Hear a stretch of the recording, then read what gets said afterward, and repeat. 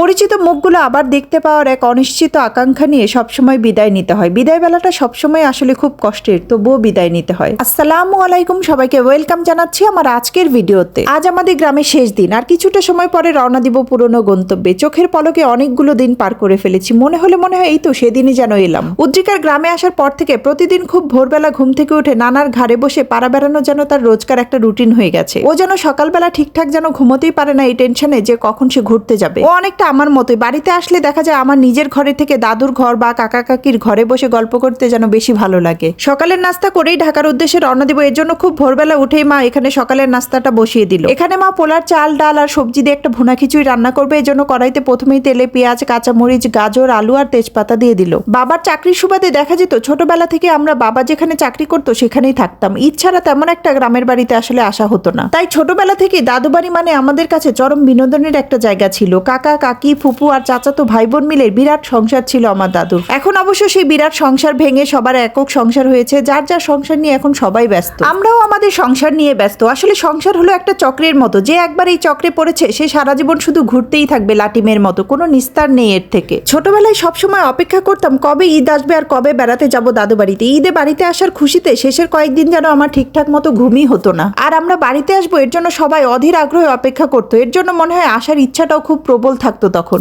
যখন আসতাম তখনই দেখতাম দাদু আমাদের আসার কথা শুনে রাস্তায় এসে দাঁড়িয়ে থাকতো। আমাদের দেখে দাদুর চোখে মুখে যে আনন্দ দেখা যেত তা না দেখলে আসলে বোঝানো খুব কঠিন। আবার ছুটি শেষে যখনই যাবার সময় হয়ে যেত তখন দাদুর শুধু একটাই আবদার ছিল, আর কয়েকটা দিন থেকে যা, আজকে না হয় কালকে যা। দাদু এখনো এমনটাই করে। সকালে চলে যাবো কথা শুনে দাদু বারবারই ঘুরে ফিরে আমার কাছে এসে বলছে আর কয়েকটা দিন থেকে যা, আজকে না হয় কালকে যা। আসলে দাদু এরকমই, কেউ বাড়িতে আসার কথা শুনলেই সে সবসময় মহা খুশি, আর চলে যাবার কথা শুনলেই তার কান্নাকাটি শুরু হয়ে যায়। যাই হোক, এখানে খিচুড়িটা প্রায় হয়ে গেছে। শেষে কয়েকটা আস্ত কাঁচামরিচ আর ধনেপাতা দিয়ে নেড়ে চেড়ে আরেকটু ঢেকে রান্না করবে। বাচ্চারা যেহেতু ঝাল খেতে পারে না, তাই ঝালটা নামে মাত্র দিয়ে আস্ত কাঁচামরিচ দিয়ে দিয়েছে। এখানে পাশে বেগুন ভাজা হচ্ছে। গরুর মাংস আর মুরগির মাংসটা মা এরই মধ্যে মাটির চুলায় রান্না করে নিয়েছে। গরুর মাংসটা মাটির চুলায় রান্না করলে আসলে বেশি ভালো লাগে। মা দেখা যায় মাটির চুলায় খুব একটা রান্না করে না, কিন্তু আমার আবার মাটির চুলার রান্না বেশি ভালো লাগে। তাই দেখা যায় মা কিছু কিছু রান্না মাটির চুলাতেই করে। রান্না খাওয়া দাওয়া শেষ করে বেলা অনেকটাই হয়ে গেছে, এখন বিদায়ের সময়। আমার ভাইয়ের মেয়ে হুরমনির মনটাও খুব খারাপ। সে আর উর্ষিকা সমবয়সী, তাই দেখা যায় তারা দুজনে সবসময় একই সাথে থাকতো, ঘুরতো, খাওয়া দাওয়া করতো। তাই উর্ষিকা চলে গেলে সে কার সাথে খেলবে এ নিয়ে বারবার জিজ্ঞেস করছে তার মা।